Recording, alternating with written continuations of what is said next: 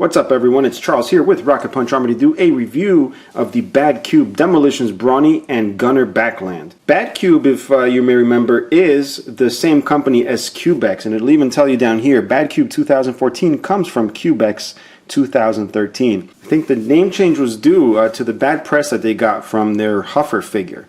But here they are again, not ashamed to mention that they are Cubex, just with a different name. So yeah, we got here Brawny and Backland, which is Brawn and Outback from the Transformers universe. All right, and you'll see right in the center there, there's something called a Quint journal, which is actually the accessories pack for these figures here. And the only way to get that accessory pack is to have bought both of these together. Now the Quint journal is actually modeled after the Quintesson journal that Blaster and Outback found in the G1 episode. I forgot the name. And it's cool that they did this as a little pack. I mean, it's instead of just having a little tiny box or a bag, they actually made this into something that, you know, a G1 fan would recognize. Now it is cardboard, but it is a very sturdy, nice cardboard. It's very high quality. Even the lip is round right here. Right, and the finish is really cool. So in other words, this is something you can really put away. And even the round part here, it's kind of hard to squeeze, you know. And the little bag is full of some accessories, which we'll check out in just a moment. Next, we'll take a look at the boxes here. We'll start off with Brawny. It's got a nice green and yellow box. The box is actually nice high quality. You'll see it's a very nice corrugated cardboard. It's got some nice artwork right back here. Some Chinese and then a little bio down here. A little spec type little window here, and there's the bottom. All right, next is Backland here, which is Gunner Backland. This is the box here. Again, nice corrugated cardboard, really nice artwork on the back, and his little specs right here. Now, just like all Masterpiece style figures, these do come in a nice little plastic clamshell tray that allows you to see the figure from all angles, and also the included accessories. Also included in the sets are the spec cards, and I say cards because there's two cards actually. It almost seems like it should be like this. You know, you should flip it around. We got this grid design here and flip it around to see that, but it's actually two separate cards, and here's the back, and it almost seems like these should be together. So I don't know why they printed it that way, but it's pretty cool nonetheless. And here's Backland's, same thing. All right, it feels like it should be this way and then these that way, but for whatever reason that's the way they did it. And you get full color instruction booklets. They seem pretty easy to follow, and a nice little comic style illustration back here, which is the concept art gallery. And same thing with Backland. All right, and here they are out of the clamshell, so we can take a closer look at them. I do have the drill here, which Brawn does use in an episode to dig under the Decepticon base. And we also have a little cannon here for Outback, all right? So first, let me show you the vehicles before I attach that. The vehicles, I think, are very well made. When I first took them out, they just felt a little light, but you know, actually holding it in hand now, I think it's quite adequate. The first thing that caught my attention was just like how solid it feels, the way everything just tabs in really nice. And of course, I haven't transformed this yet, so I don't know if this is just going to get loose over time. But it seems like the precision is all there, the quality.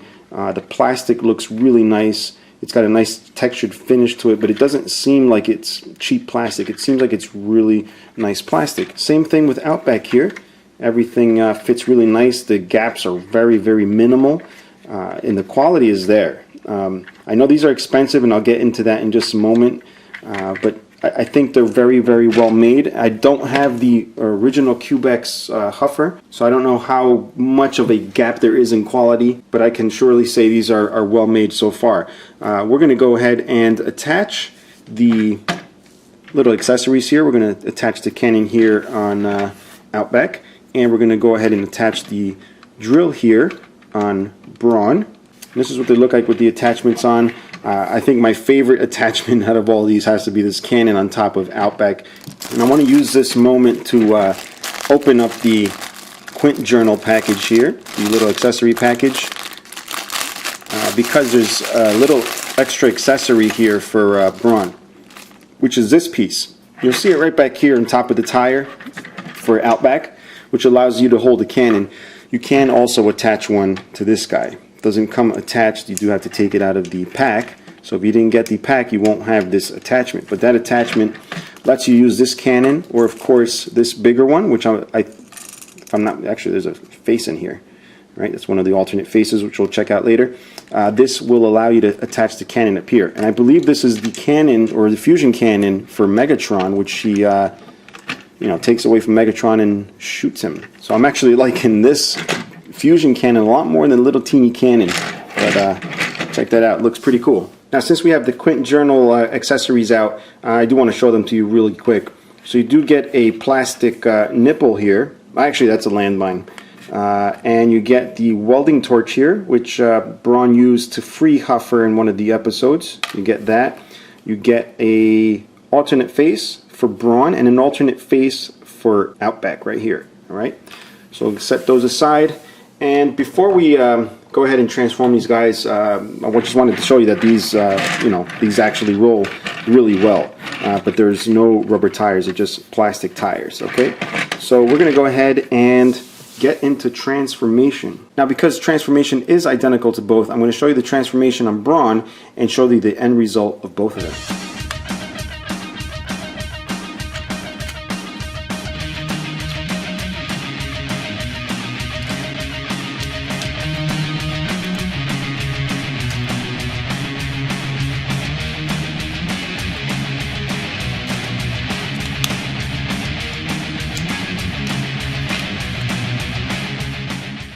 Alright, now that we got them transformed, the first thing I did want to point out, even though I did say they are identical in transformation, they're most definitely not identical. They're similar in the very basics of transformation. As you'll notice, the differences in the molding, first of all. So again, the basics. We got the basics here, we got the parts of the vehicle and the lower legs that are similar, but you'll start noticing that the arms and even this little door panel here are completely different on both.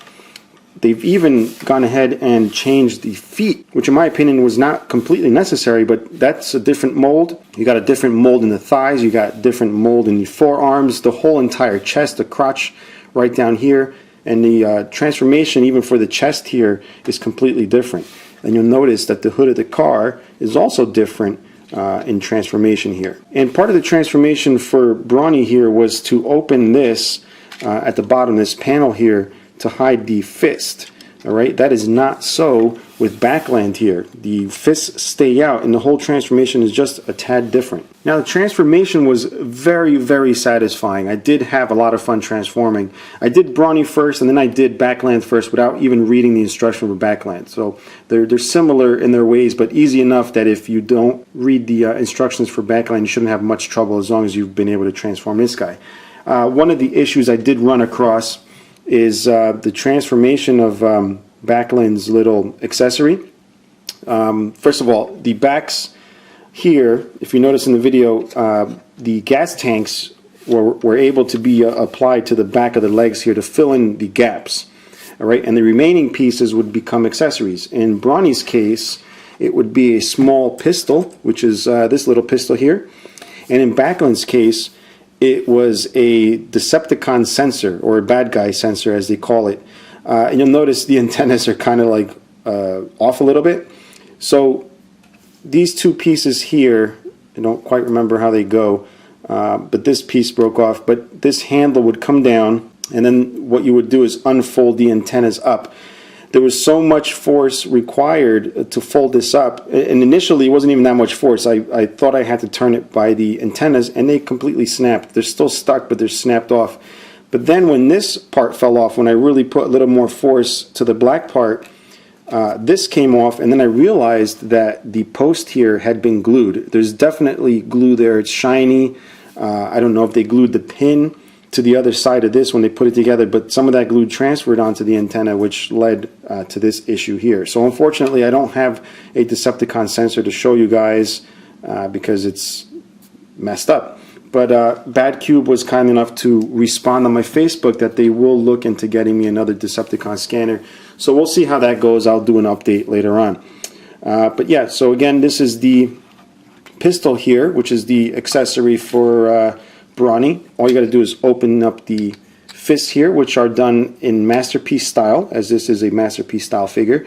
And the way I've found to put these in easy is just to go in sideways like this and then just spin it around, and you'll see it tabs right in very nice. All right, and that you would do the same for Backland and his Decepticon sensor, but unfortunately it is messed up. Now, for Backland, he does have an excellent weapon. It's this cannon right here, which you can put right into his hand the same way we did Brawny. All right, so I'll go ahead and do that for you guys. Get that right in there. And that's what he looks like with that. And then just check that out. It looks really good. And obviously you can interchange the weapons between the two. Now, if you did happen to pre-order these two guys together, you get extra accessories in the Quint journal as I showed you before. So for Brawny here, you do get this fusion cannon here, which is supposed to belong to Megatron, if I'm not mistaken, to recreate that scene where Brawn knocks this off of Megatron and then shoots him with it. That will just go on exactly the same way as all the other accessories here. You simply put it in sideways like this, turn it, close the fist, and there you go. And it looks really, really cool on him. Now, I took the liberty to apply a repro label here, so it doesn't come with this, in case you're wondering. So if you want that look, you're going to have to get a repro label. What I wanted to mention, I should have mentioned it right after I transformed it, is just the fitment of everything, the precision. In all my time of collecting, I've come across a lot of high-end robots, a lot of high-end collectibles, and I do have to say the molding and the precision on these plastic pieces is amazing.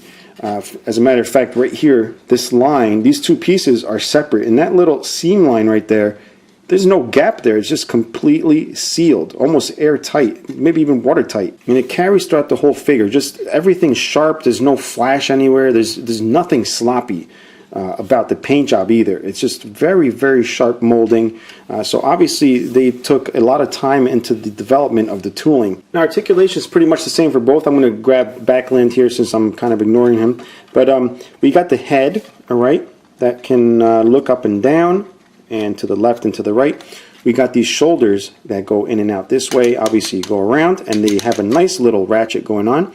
Then we have the elbows. The lower part of the elbow here is not ratcheted, but the upper part is. All right, right there. The very, very soft ratchets. As a matter of fact, this one is a little looser. It will ratchet, but this first ratchet's a little loose. So if you want to hold a weapon, if yours is loose, you're going to have to use the lower elbow to really keep it this way. So as long as it can hold the weapon, I'm fine with it, and then the rest of the ratchets are okay. You have the bicep swivel here, and then like I showed you before, you got the hands that open up, masterpiece style, and they also pivot this way, right on the wrist. There is a waist here, all right, which is awesome. I really didn't think these were going to have a waist when I first saw them. And then you have the hips. Right, you got the legs that go out, you got the ratchet motion forward, you got the knee here, which is actually bends really nice.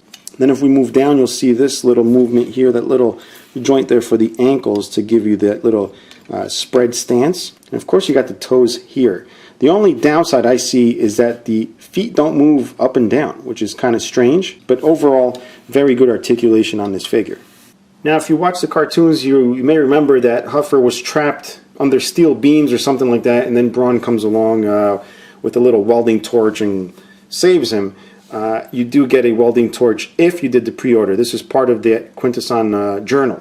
All right, so what you want to do is open this, bring the hand into the forearm, and you'll see what's left is a little tab for you to be able to snap this in. Actually, you got to leave this open first when you snap it in. It hooks from the bottom here and then tabs into that front part. And once you got that tabbed in, you can go ahead and save Huffer.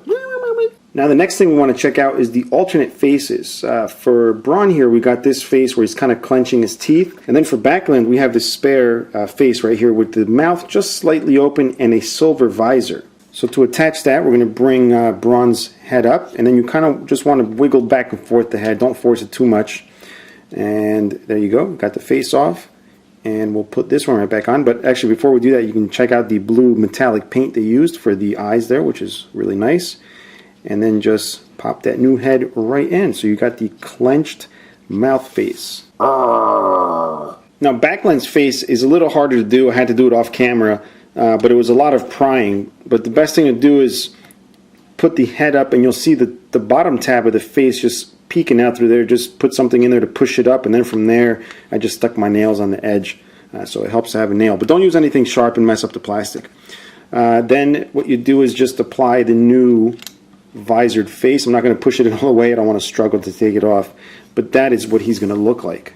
How about some scaling, guys? Here I got them with some other various mini-bots. We have the X-Transbots version of Huffer back there. We have the X-Transbots Power Glide. We have the X-Transbots Wheelie. We got a lot of X-Transbots. And we have, of course, Masterpiece Bumblebee. And here they are with the other Masterpiece cars. And here they are next to some of their bigger buddies. And of course, last but not least, Masterpiece Optimus Prime. Now, unfortunately, I lost the footage where I do the comparisons in vehicle modes, but I do have this stock picture from BadCube which shows Brawny and Backland coming out of the trailer here for MP10 with the Cubex Huff helping them along. Alright, so a lot of you by now are probably ready to whip out some money from your wallets, but we're going to talk about price for a sec, guys, and this set's not cheap. It's about 180 bucks for both. But with the 180 bucks, I did get the Quint journal with the extra accessories, but still very expensive, honestly. But you do have to take into consideration the precision that I spoke about earlier with the molding. These are low-run figures. They're not mass-produced like Hasbro makes their stuff. And having said that, guys, I think this is going to bring us to the end of the review. I hope you enjoyed it. If you're liking the videos, please subscribe. Share with your friends and whatnot. If you want to pick these guys up, you can click the link in the description below. Questions or comments, you know where to leave them. Until next time, bye-bye.